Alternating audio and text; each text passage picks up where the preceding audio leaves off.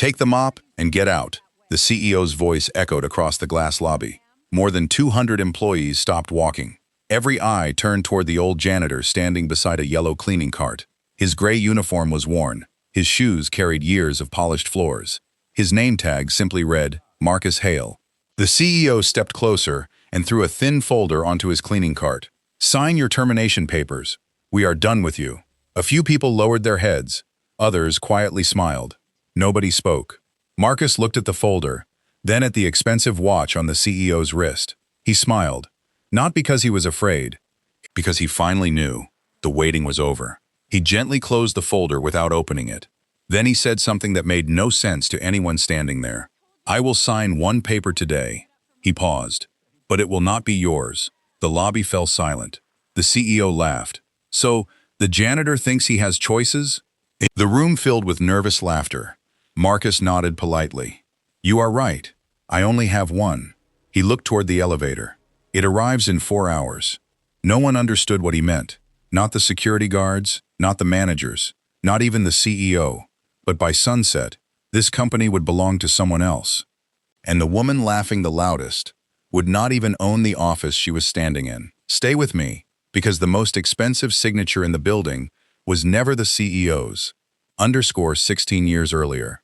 Marcus Hale was not carrying a mop. He was carrying blueprints. Back then, Titan Dynamics was nothing more than an empty warehouse outside Chicago.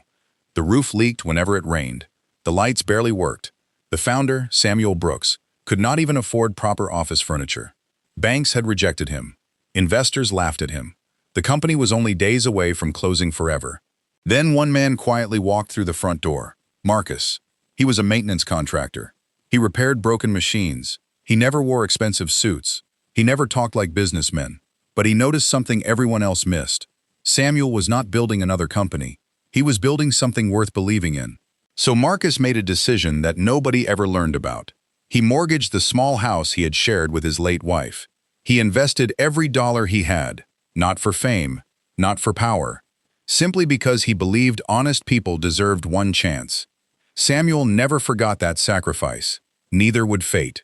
But here's the part nobody inside Titan Dynamics knew. Marcus never sold those ownership rights. He simply disappeared from the spotlight. And sometimes, the quietest people leave behind the biggest surprises. Years passed. Samuel built the company. Marcus quietly returned to the only job he truly enjoyed. Cleaning floors, fixing broken doors, helping people without expecting anyone to remember his name. Most employees believed he had always been the janitor. That was exactly how Marcus wanted it. Until a new CEO arrived. Her name was Victoria Sterling. She loved cameras, magazine covers, awards, attention. Within 1 year, the founder's photograph disappeared from the lobby. Old employees were replaced.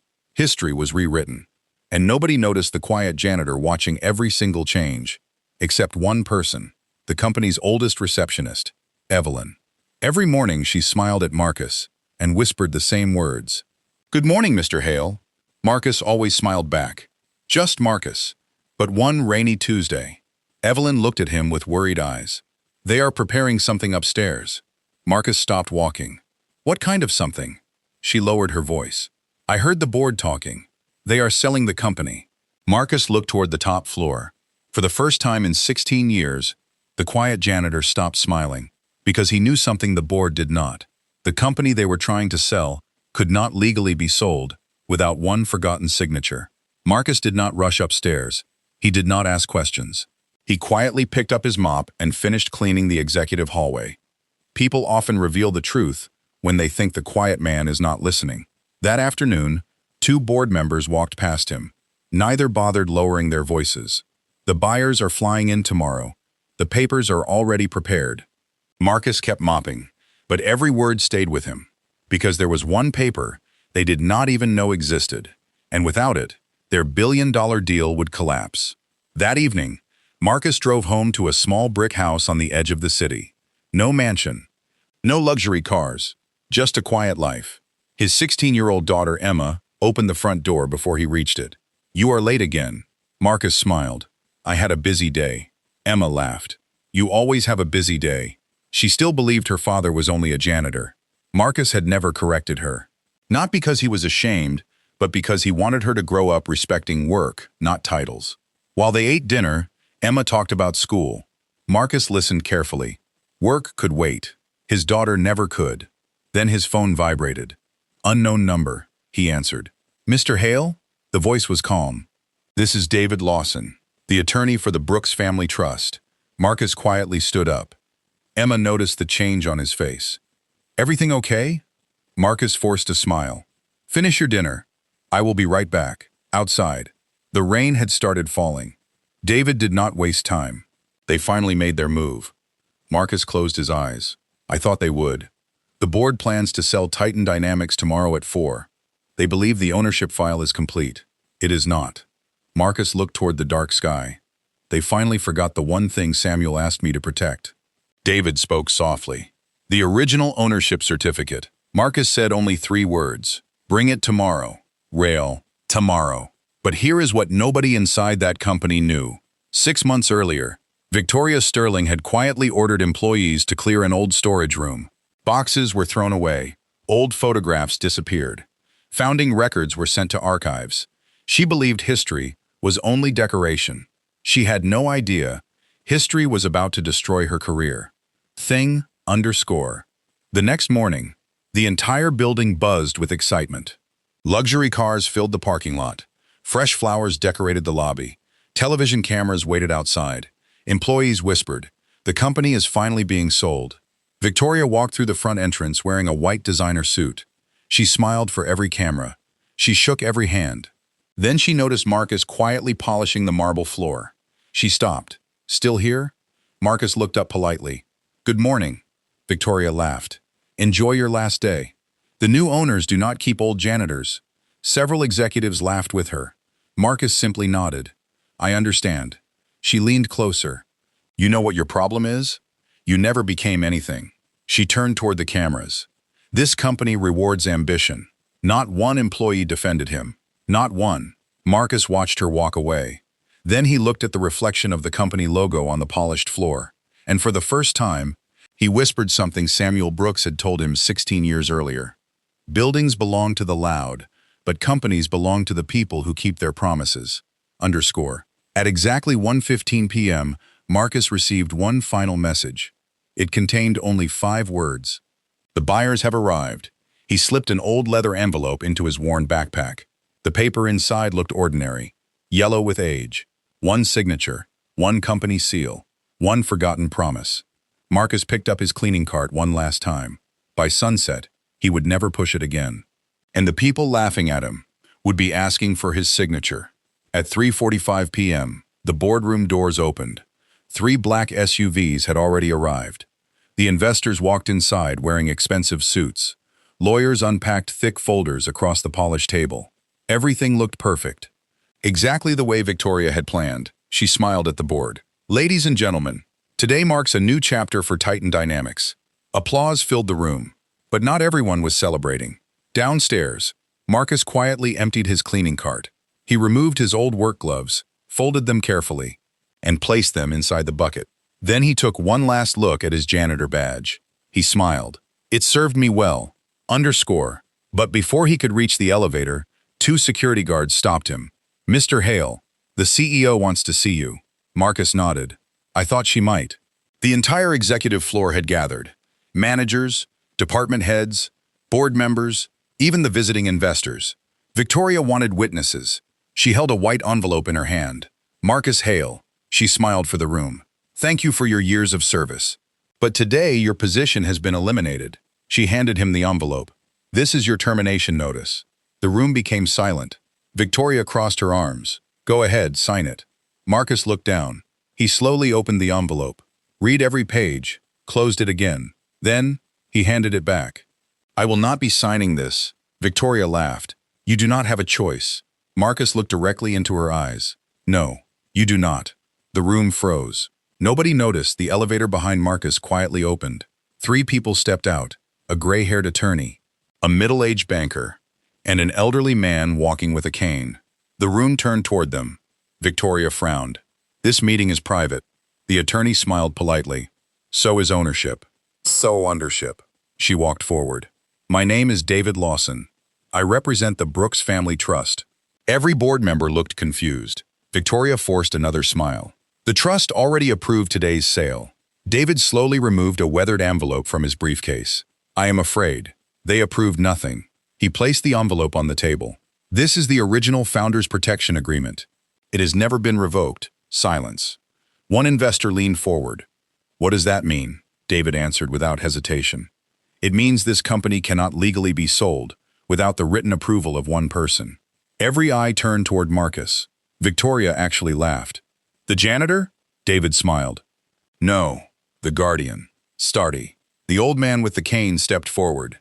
Everyone recognized him immediately. Robert Brooks, Samuel Brooks' father, the honorary chairman. He had not entered the building in almost 8 years. Employees stood up without thinking. Robert looked at Marcus. You kept your promise. Marcus nodded quietly. I gave Samuel my word. Robert turned toward the investors. My son trusted one man more than anyone. He trusted Marcus Hale. The guardian clause gives him the final authority over any transfer of ownership. Victoria's smile disappeared. That clause was removed years ago. David calmly shook his head. No, it was hidden. There is a difference. The lead investor slowly closed his folder. I have one question. Who actually controls the company? David looked at Marcus. Marcus reached inside his worn leather backpack, the same backpack employees joked about every day. He removed one yellow document, the original ownership certificate, signed 16 years earlier, stamped, witnessed, still legally valid. He placed it beside the purchase agreement. Then he said something nobody expected. I am not here to stop the sale. Victoria looked relieved. Marcus continued. I am here to become the buyer. For a full 3 seconds, nobody spoke. The janitor they mocked had just offered to buy the entire company. Nobody moved. Nobody even breathed. Victoria stared at Marcus as if she had never seen him before.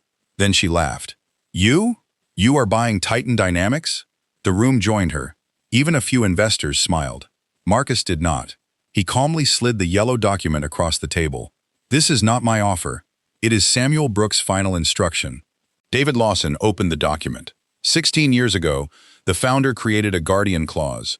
If the company was ever sold against its founding principles, the guardian had the legal right to approve a different buyer before any outside sale was completed. The lead investor frowned. So who is the buyer? Marcus reached into his backpack one final time. This time, he removed a blue folder. Inside was a signed acquisition agreement. The buyer, Marcus said quietly, is Hale Legacy Partners. Victoria looked confused. I have never heard of it. Marcus nodded. You were never supposed to. David smiled. Hale Legacy Partners was created 3 years ago. It includes the Brooks Family Trust, 3 long-term investors, and Marcus Hale. The funding has already been secured. The money has already been verified. The contracts have already been approved. The only missing signature was the guardian's. Marcus picked up a silver pen. The same room that laughed at him only minutes earlier had become completely silent. He signed one line, then he looked at the chairman. I approve the transfer. The chairman signed, the investors signed. One after another. David closed the folder. The transaction is complete. Titan Dynamics has officially changed ownership. The room exploded into whispers. Victoria stood up so quickly her chair fell backward. This is impossible. You planned this. Marcus looked at her with calm eyes. No, you planned this. You simply forgot to ask who had the right to finish it. The chairman slowly stood. Victoria Sterling, your employment is terminated. Effective immediately. The words echoed through the room. Only hours earlier, she had said those exact words to Marcus. Now they belonged to her. 2 security officers walked toward the table.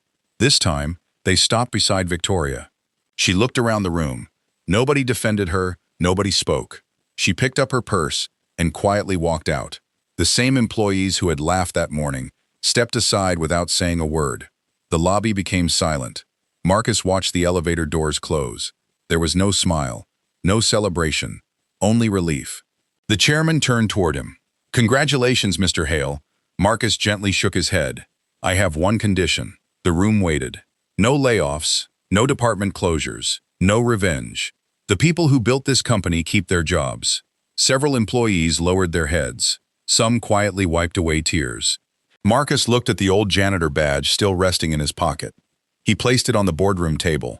I will always keep this, because this badge reminded me every day, that no honest job is ever small. That evening, Marcus drove home in the same old pickup truck. Nothing about him looked different. Emma opened the front door. "You are home early," Marcus smiled. "I finally finished a very long day." She noticed the papers in his hand. "What happened?" Marcus handed her the top page. She looked at it. Her eyes grew wide. "Dad, you bought the company?" Marcus laughed softly. "No, we saved it." Emma wrapped her arms around him. "I always thought you were just a janitor." Marcus kissed her forehead. "I was, and I was proud of it." Outside, the lights of Titan Dynamics still shined across the city. Inside, the founder's photograph was placed back in the lobby before sunrise. Next to it, employees added one more frame. It was not a picture of Marcus in a suit. It was Marcus wearing his old gray janitor uniform, holding a mop and smiling. The plaque underneath read, "Never judge someone's uniform until you know what they sacrificed to wear it." Sometimes, the most powerful person in the building is the one everyone forgets to notice. If this story reminded you that kindness costs nothing, but respect means everything, leave a comment with the word respect. And subscribe for more unforgettable stories where quiet people prove that character is always stronger than status.